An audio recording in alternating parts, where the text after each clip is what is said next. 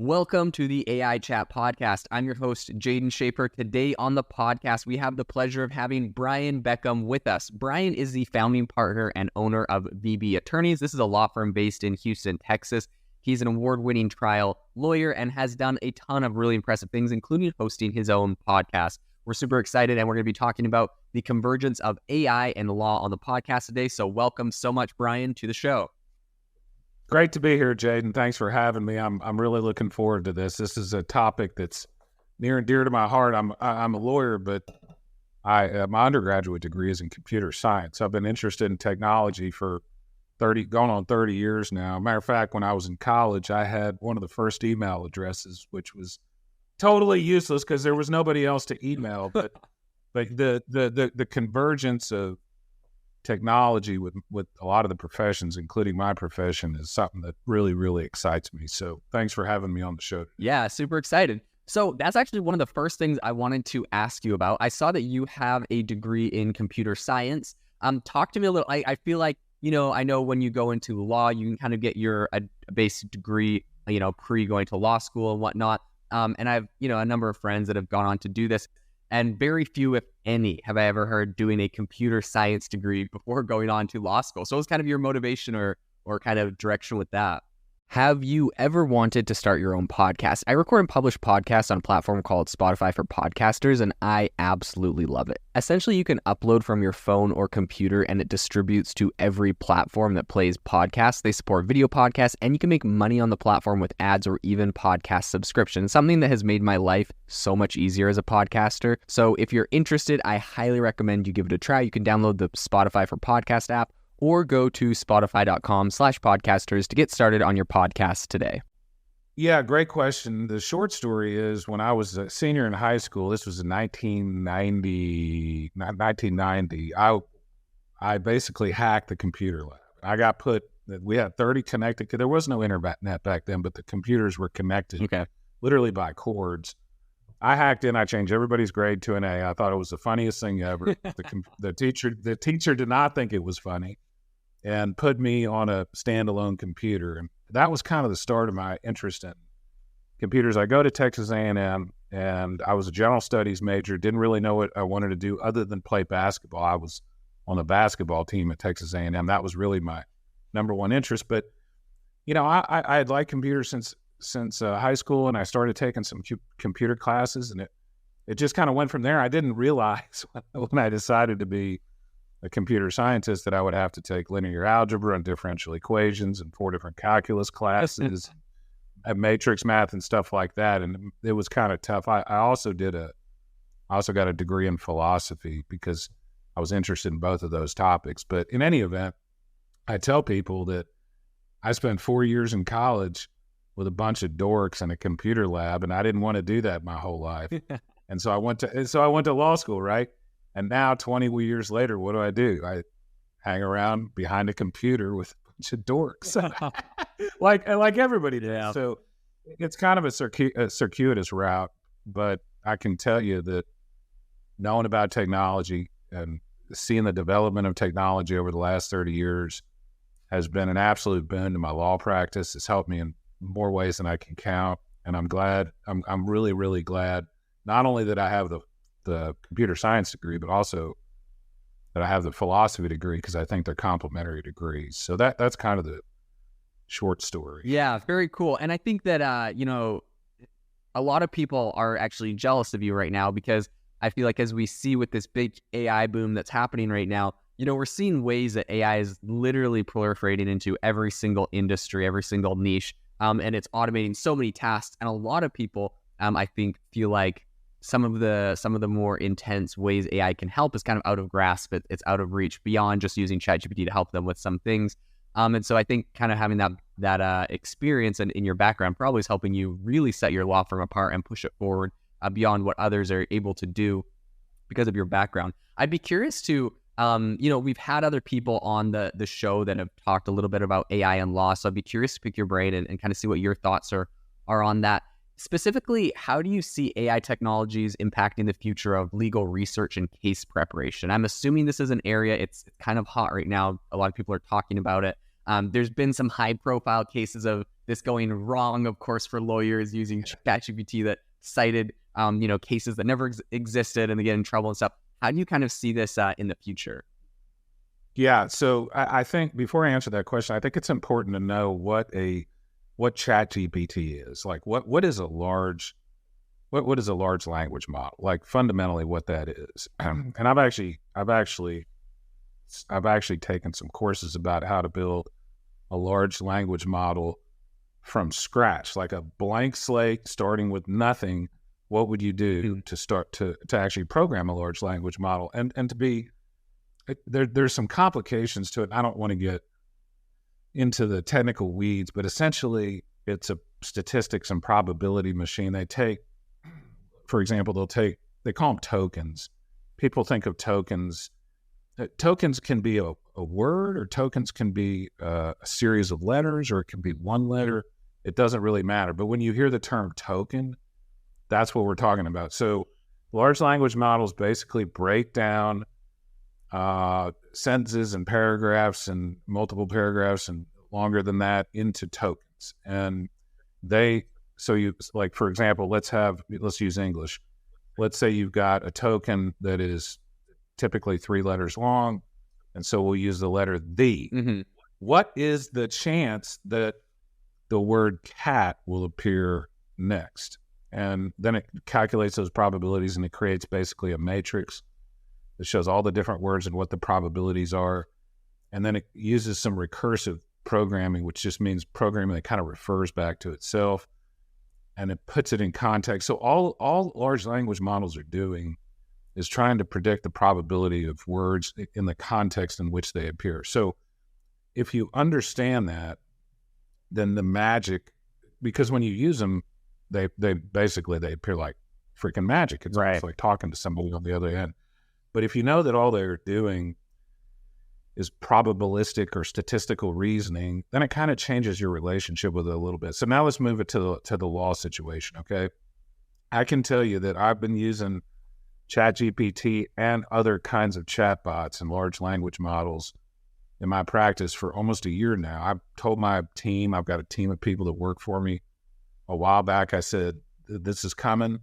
It's absolutely a game changer. It's as big of a game changer as I've seen in 30 years. Let's get in front of it. And what I've discovered in the law practice is, for research, it's good but not great. You have to check the work.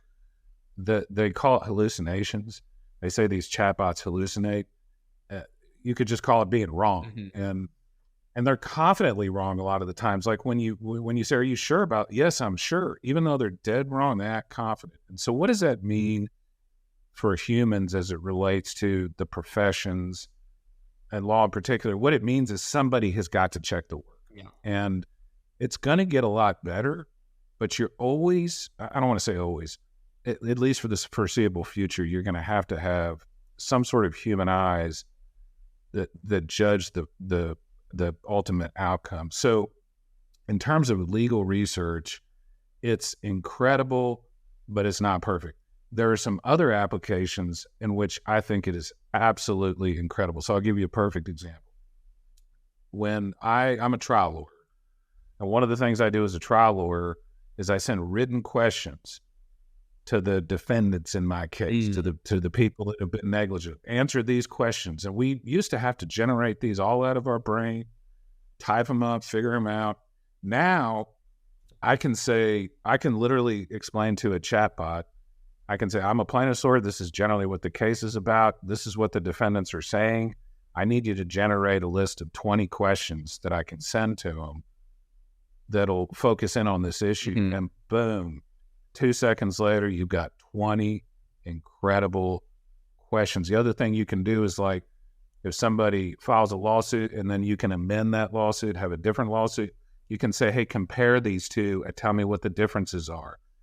And it'll write out a paragraph. Now you could do that in word processors already with track changes and stuff like that, but the output you get here is better. And here's a final kind of example of how I've used it, which is really surprising to people. So whatever your definition of creativity is, you can use chatbots to come up with ideas, to come up with creative ideas. So I was having a little bit of a problem. I do a lot of cases for people that are hurt in the marine industry. Mm-hmm.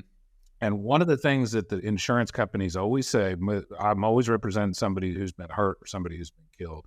They always say it was your fault. Right. You should have stopped the work. You have the right to. You shouldn't have done it. If it was so unsafe, you should not have done the work. They say that in every single case. Mm-hmm. So I was messing around with the chatbot a couple of weeks ago, and I said, "What's the best kind?" Did a nice prompt. What's the best counter argument to this? And it spat out a 5-paragraph closing argument that was good. I mean, tons of work needed to be done, but the kernels inside of it, the ideas inside of it, were awesome. So, so that's a very long way of saying it's AI and ChatGPT, large language models, are an absolute game changer, not just for lawyers, but for all professions. That a profession is basically manipulating information.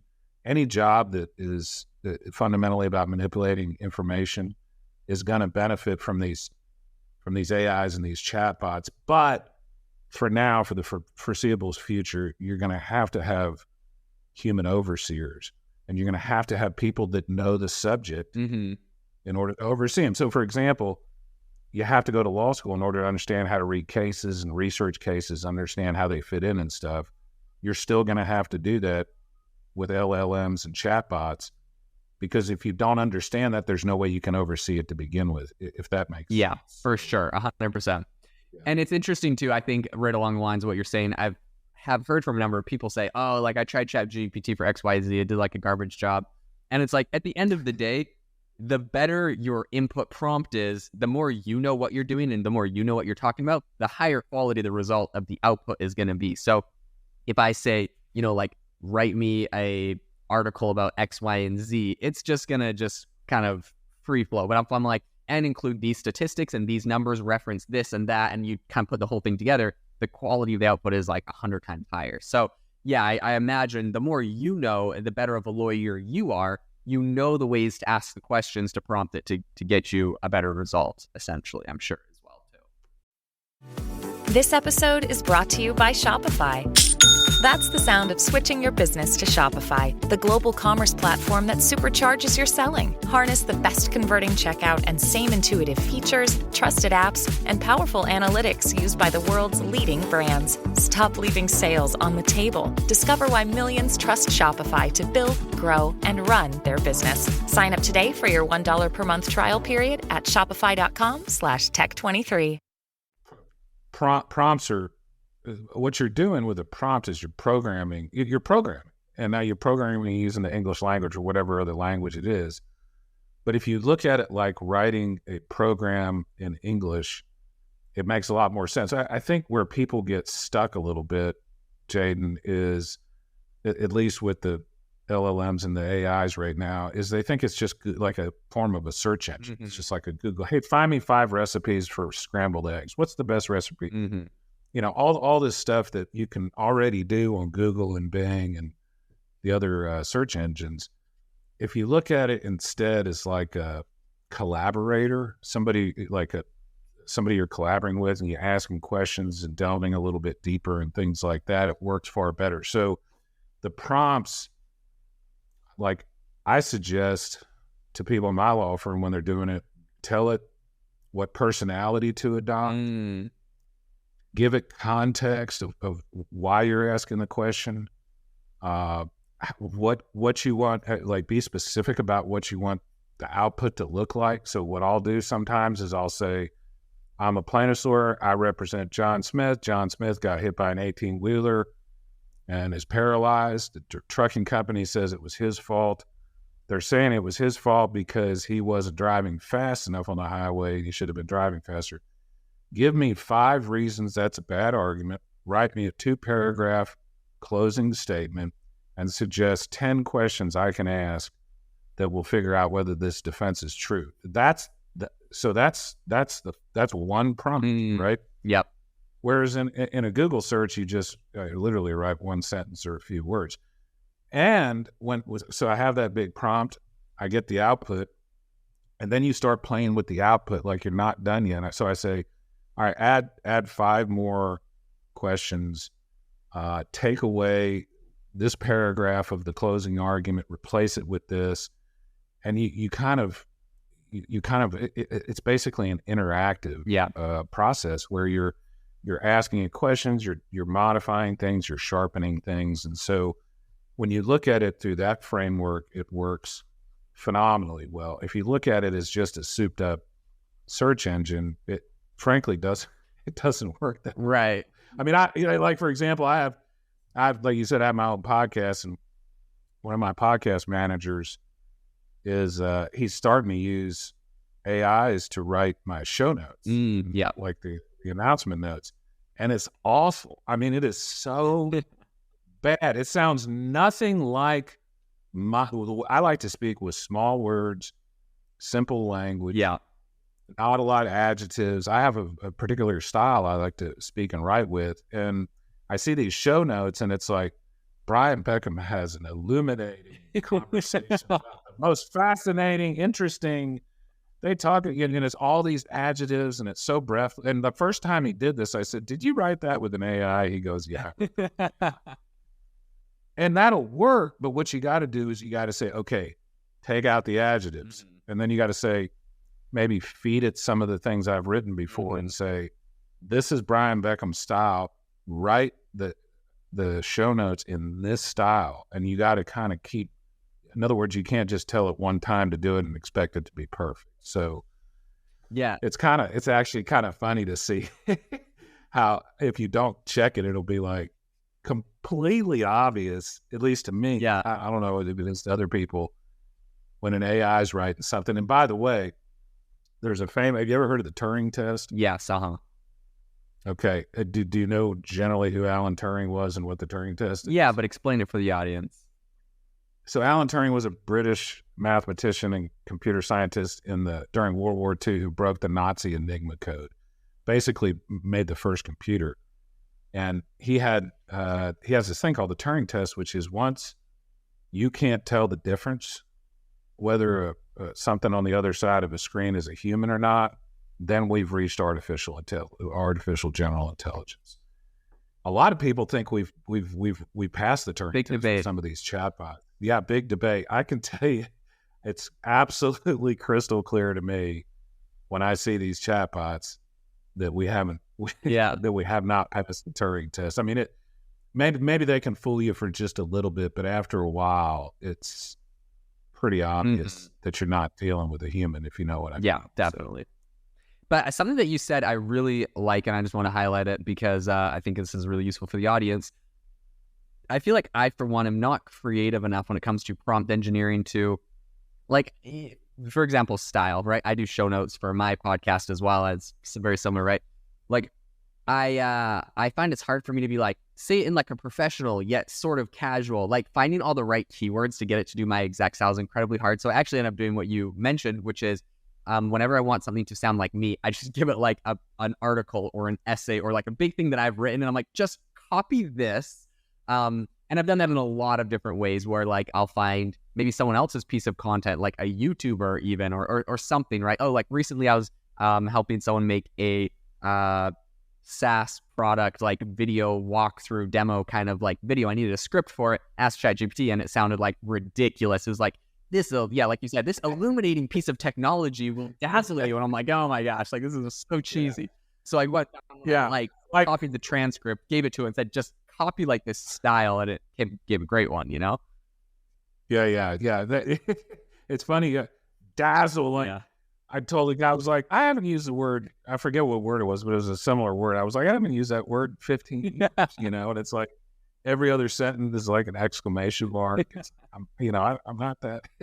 But the point is that they are trainable. They're teachable. Oh, So I'll tell you what I did with my show notes. So Sam Harris is a podcast. He's got podcasts I've been listening to for a decade. I like the style of his show notes.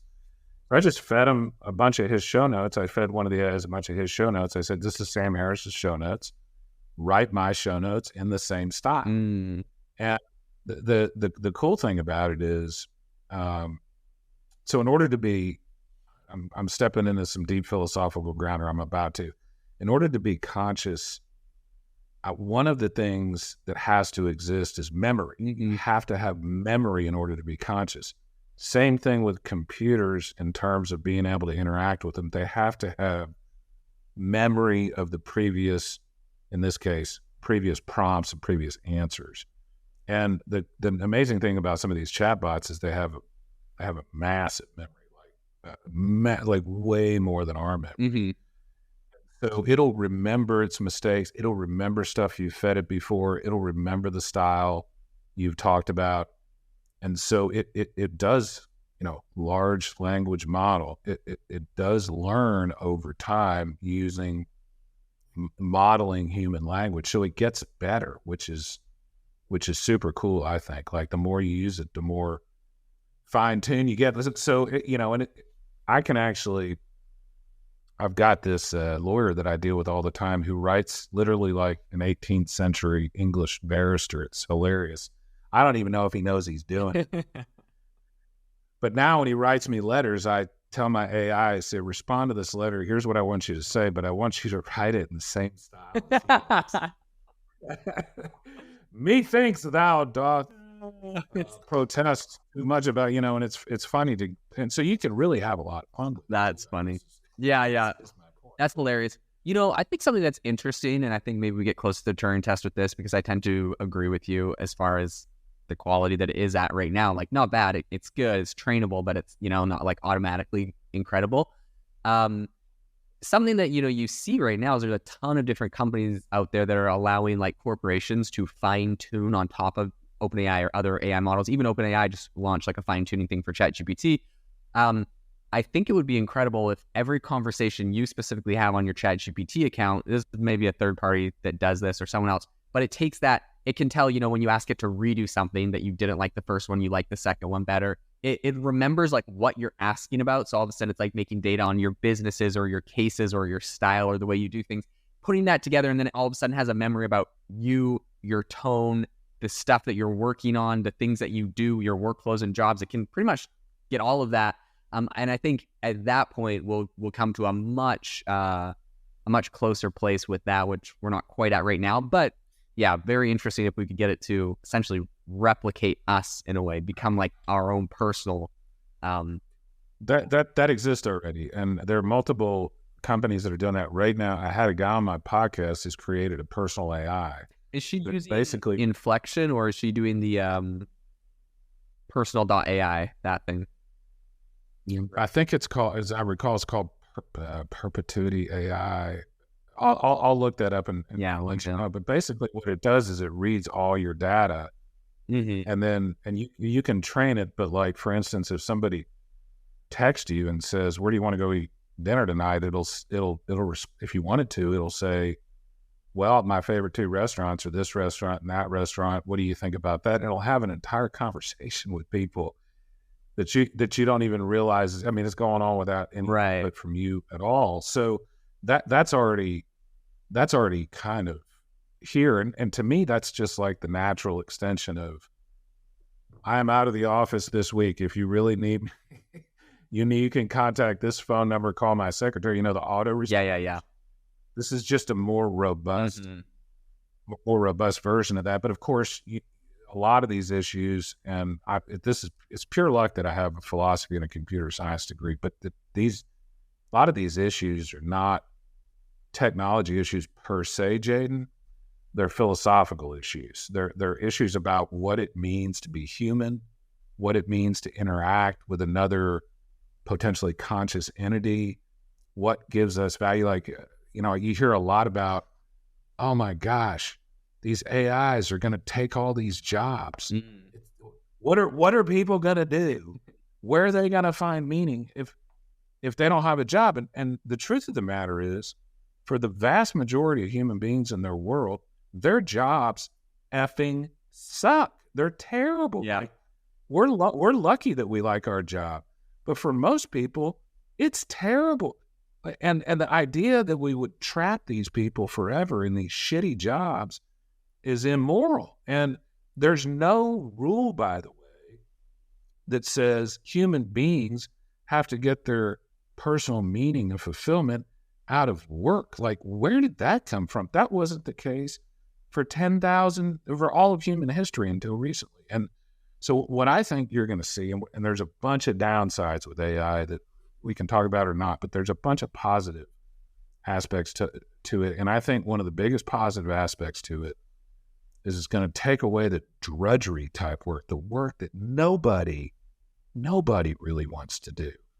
And that's going to put a lot of people out of jobs, but those jobs aren't that good right now. And they're going to find other sources of meaning, better sources of meaning, more important sources of meaning. So I think there's a lot of really positive benefits, but I'm so curious to pick your brain on this. And, having a philosophy and a computer science degree, there's so many things I would love to pick your brain on. But specifically, right, this is the big argument. Everyone's kind of debating it right now. Sam Altman, CEO of OpenAI, he says he really believes that UBI is going to become absolutely essential. What do you see, right? Like, for example, I saw an article today, makes perfect sense. Gizmodo Tech Journal, they had like a bunch of different language departments. They had their English language, they had their Spanish, they had Italian, whatever. They just laid off and fired everyone on the entire Spanish Gizmodo. Like, that whole company is just shut down because they said, we're just going to use an AI and it's going to rewrite the English one, and now it's the Spanish one. They didn't want to use Google Translate, I guess, in the past because sometimes the translations were a little funky. But when you get AI to rewrite it, it understands the full context and everything, and it's really good, apparently. So anyways, the whole Spanish one shut down. I could see that happening everything and everywhere, right? So many jobs. What do you think happens to those people? Do you think that AI is going to, create a need for universal basic income? What do you think the solution is to that problem or that, occurrence? It's a fantastic question. And so like court reporters and videographers in the legal industry I would not want to be starting out in that field for the same reasons that you talk about. UBI, Universal Basic Income, is this idea that everybody, I think it was kind of popularized by presidential candidate Andrew Yang. Yeah. And it's got it. So the basically the idea is everybody gets some sort of income just by virtue of being a member of whatever country. Let's use the United States, just because you're in the United States. You get you get basic health care, and you get enough to provide for some basic needs. The pushback on that is, well, then nobody will want to work. Everybody's going to stay home. Everybody's going to sit there and they're going to play video games all day long. Well, who do you hear that from? You hear that from the rich billionaires that require manual labor and have to have cheap labor. Of course they're going to say that because they rely on, in many ways, taking advantage of people that need the money. I mean, the Amazon warehouses are a human rights fucking disaster. The fact they have timed restroom breaks. What in the hell are we talking about in 2023? Yeah, it's pretty grown person. It's horrendous. Like, it is awful. And the people that are complaining about people not going back to the office are the people that run those kind of companies. So of course they're going to say, who gets their meaning in having to ship boxes all day long, and as a 40-year-old adult has to ask permission to go number one? I mean, they're not, let me tell you something, people aren't getting their meaning from those kind of jobs. If they are, more power to them. But those kind of jobs, what I would say is it will be a good thing when robots and AI take over those jobs. And it will create so much additional time for people to spend time with their families, spend time with their kids, pursue their hobbies, go get physically fit, spend time in nature, go do something, do charity work for your fellow man. I mean, we ought to be rooting for this, is my point. And if it takes something like universal basic income to make it happen, I would support that 100%. And I guess my point is, I think this idea that UBI discourages people from working is a stupid argument. It's the argument that is being made. And the people that are making the argument are the people that are exploiting people that have these low-level, crappy jobs. So I'll, as a lawyer, one of the things I've kind of been trained to do is to look what the underlying motivations are when somebody does something. And I can tell you, this may not surprise you, 99% of the time, follow the money. So when somebody's arguing, for example, that all these low-level workers, they need to come back to the office. Yeah.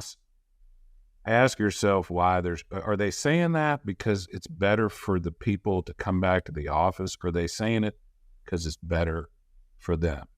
And I think you know the answer to that question most of the time. Yeah, 100%. So do you think then universal basic income would be the solution? Do you think enough people will be displaced, or do you think that the jobs that AI creates will fill in the gaps there? I think it'll be a combination of both. I think what you'll find, and I'm already seeing this a little bit on the various social media sites. Basically, people are creating their own personal brands, and their brand is their job in many ways. And so, you can take some extreme examples that where celebrities will, they'll get paid millions of dollars to hold a certain kind of drink. Right. But there's people all across the country that are doing this. So I'll give you an example from my life. So I'm totally obsessed with Brazilian jiu-jitsu. I practice jiu-jitsu almost every day, and Instagram is where all the jiu-jitsu people hang out. And they have people have personal brands. They make money from making training videotapes and stuff like that. I think the thing that we want, in my opinion, is we want to take robotics and AIs and get rid of all the jobs that suck. Right. And all the jobs that are drudgery, all the jobs that nobody really wants to do. And that frees up time. Like, let me ask you this question, Jaden. If you didn't have to work to make money, what do you think you'd do with your time? Ooh, yeah. I have a lot of passions and things I'm interested in. I do, like, this is fun for me. So some level of it may be the same thing I do, honestly, on the podcast. Like, I find a lot of fun from it. But yeah, I mean, definitely there's a lot of things I'd probably spend more time with my family. Yeah. I probably need to spend more time thinking about that question because it's not quite the option yet, but I do find a lot of joy in what I do. Yeah. So let me ask you this question. If you had the option to spend more time with your family and pursue more of your hobbies and stuff, do you think you would have less meaning in your life or more meaning in your life? Yeah, I think I definitely would find hobbies that give me a lot more meaning in my life, for sure. Yeah. And I think most people are like that. Like, you and I are fortunate in that I get a lot of fulfillment out of my job. I get to represent kids, families, husbands and wives, and real people that are in very bad situations, and I can make a difference in their life. That gives me a lot of fulfillment. So I like my job, and I do get meaning from my job. But if that went away tomorrow, I would find meaning somewhere else. I would find meaning helping young kids, like teaching kids jiu-jitsu, for example. I would find meaning. I have 3 children, spending more time with my kids. I love to read.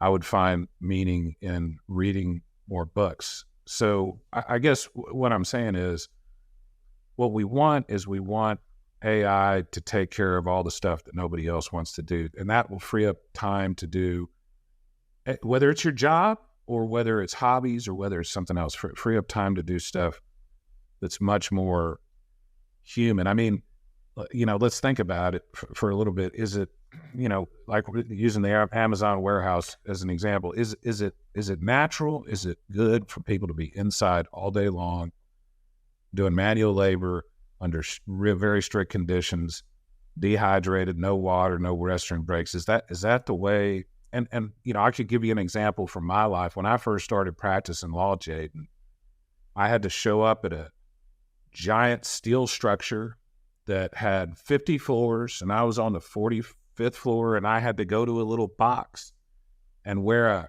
had to wear these clothes that I had a noose around my neck called a tie, and I had to put it on every morning at 8:00, and I had to get in my car, and I had to drive in traffic for 35 minutes, And then I sat in this box with a bunch of other people that were sitting in boxes right next to me for 9 hours a day. And then I would get in my car and I would fight traffic for an hour going home. I would take all that stuff off, have a couple beers, and go to bed and repeat it. People that do that for 30 years. And at the end you get a gold watch. I mean, is that really how we want to be spending our lives? I mean, nowadays I look at these, and this has, quarantine, I think, taught us this.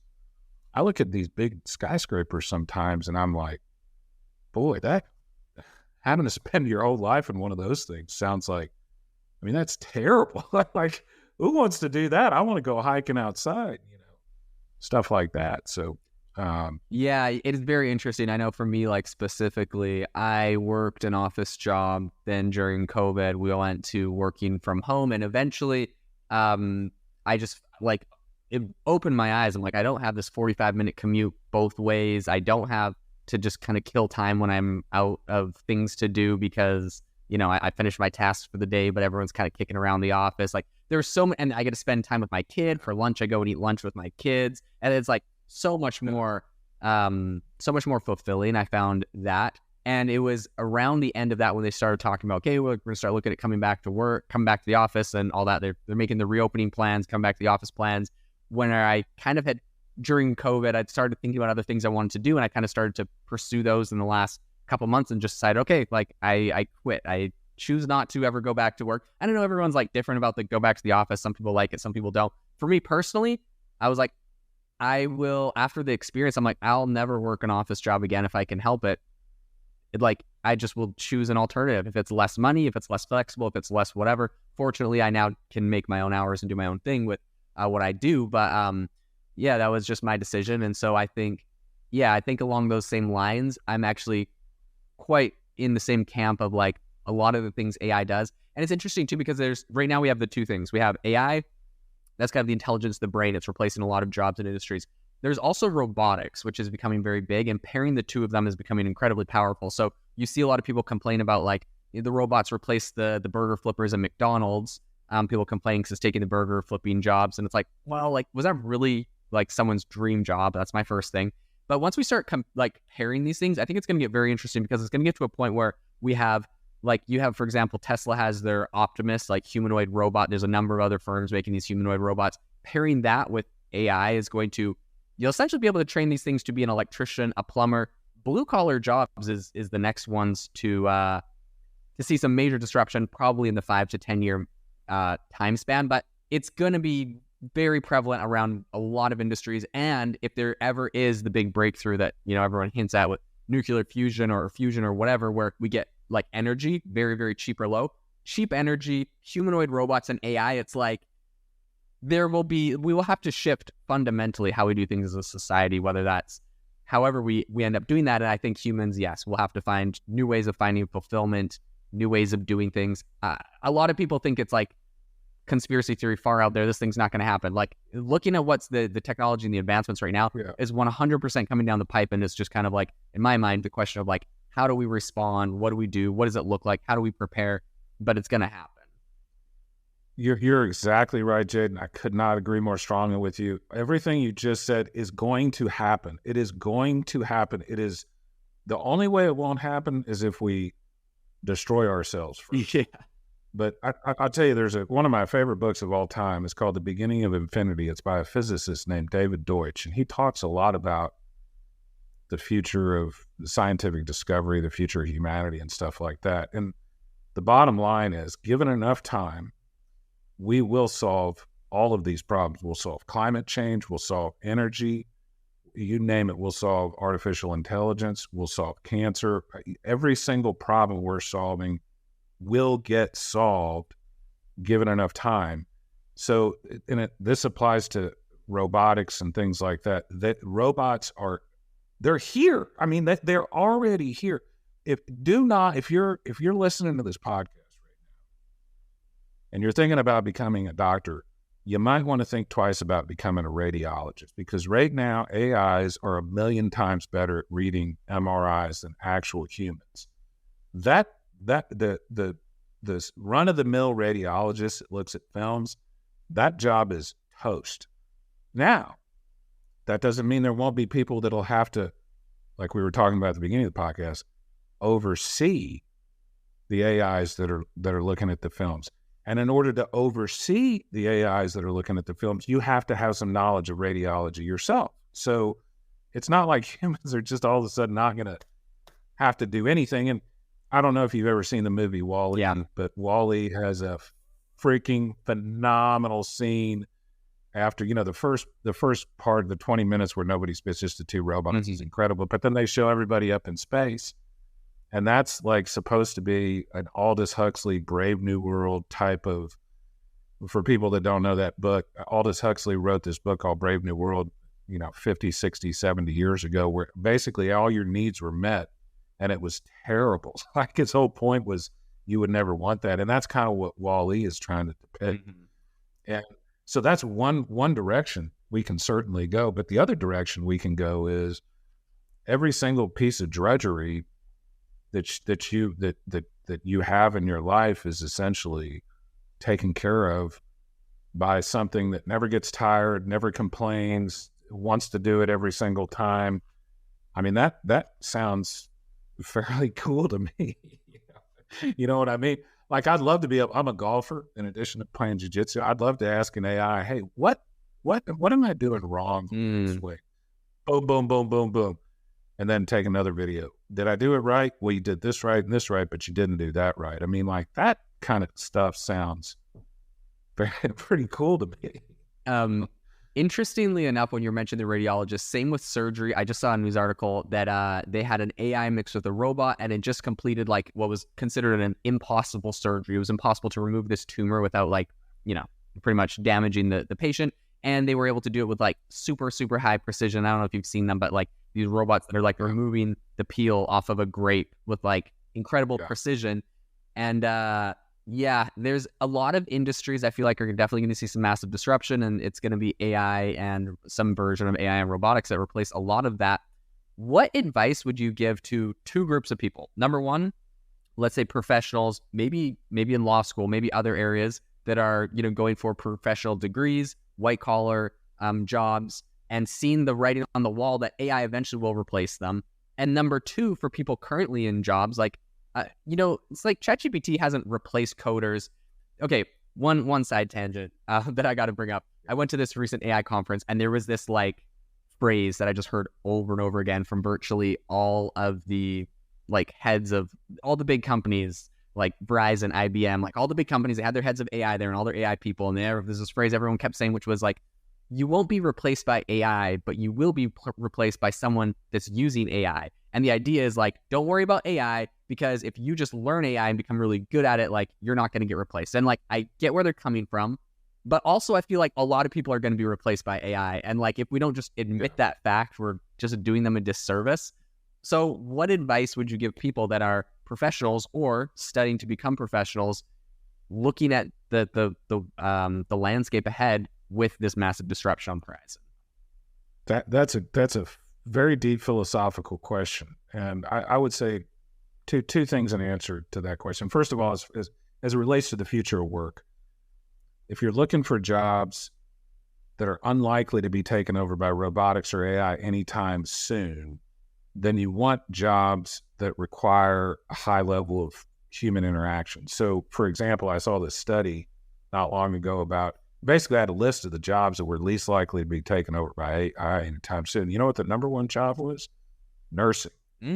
Which, when you hear it, is obvious, because what does a nurse do? A nurse is about face-to-face contact and making people feel comfortable. And, so jobs like that are, now there will come a time when that job is taken over by robotics and AI too. But in the short term, those are the type of jobs, any job that just involves the pure processing of information, which is most professional jobs, are in trouble. Any job, like in the manual labor context, any job that requires human strength is going to get taken over by robotics. And so those are the jobs that I would be worried about. But here, and this is a philosophical belief I have.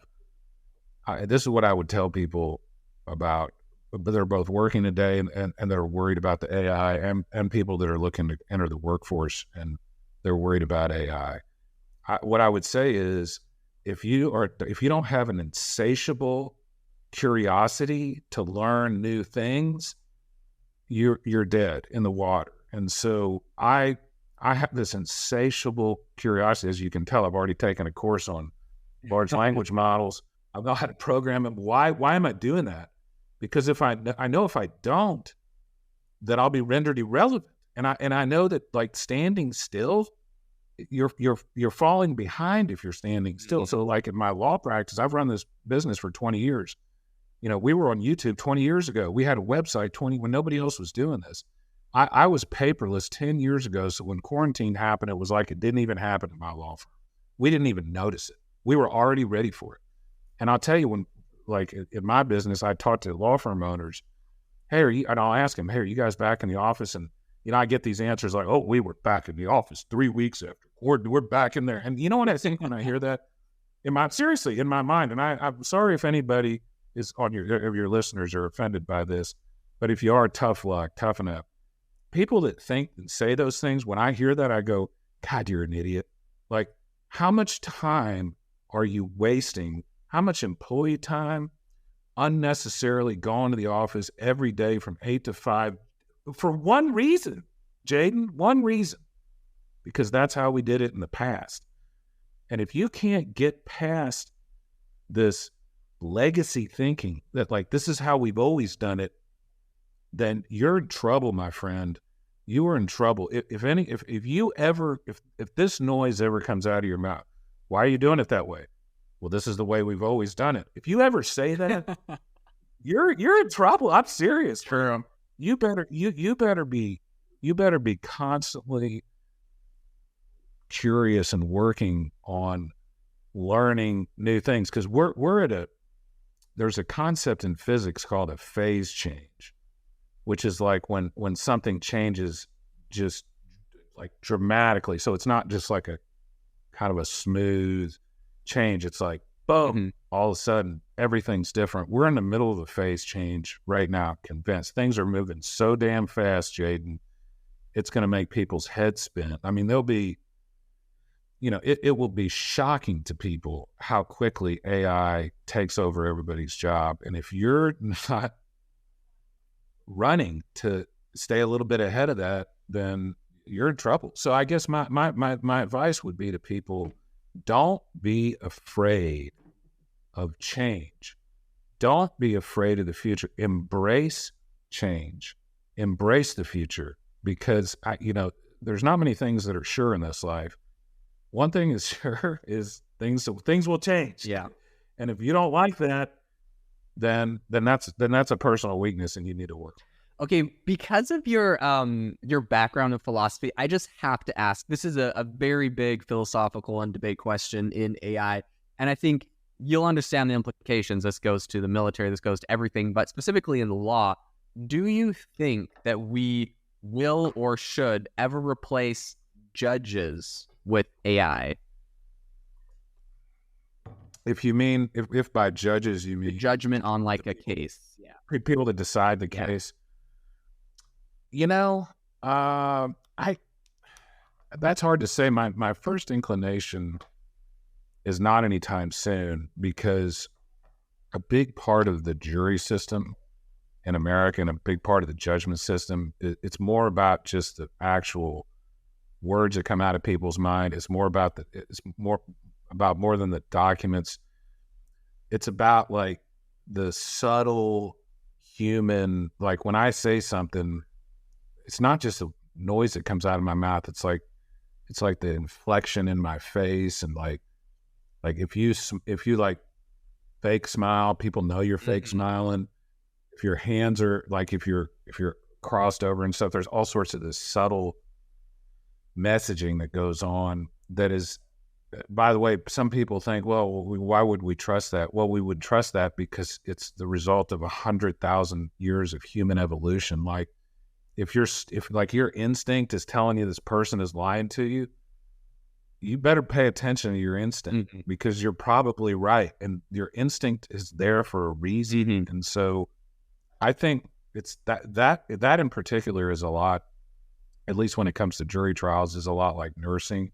There's such a human element to it. Now, there'll be tax lawyers and contract lawyers that won't have any jobs anymore. Contract lawyers are going to be programmers because they're going to start using smart contracts that are on the blockchain and using blockchain technology. That's a whole nother discussion. But essentially, you're going to, instead of having a piece of paper that says, if I do this, you pay me this. If I don't do this, this is what you get to do, which is basically what a contract is. And you'll have a piece of paper that'll say that. And if somebody doesn't honor their side, then the lawyers get involved and you go through the legal system. Well, a smart contract will basically say, if I do this, then automatically, without any human interaction, you will get this much and whatever it is.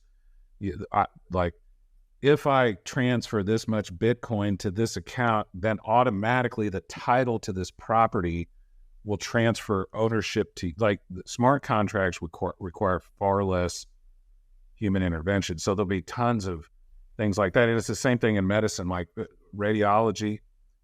That field is not long for humans, although there will have to be people that will program the radiology computers. There have to be people that oversee it.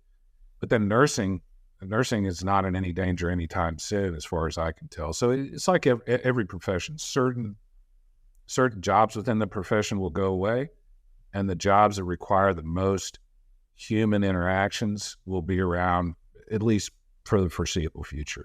Yeah, I tend to agree with that as well, and I really appreciate your insights there. That's one I hadn't quite hashed out in my mind, and I think you're spot on with that. Thank you so much, Brian, for coming on the show today. It has been absolutely incredible grabbing your insights. If people want to learn more about you, your books, your law firm, anything, what's the best way to contact you and find you? Go to brianbeckcom.org. That's where my writing, my photography, my podcast is, and that's BrianBeckcom, BeckCom.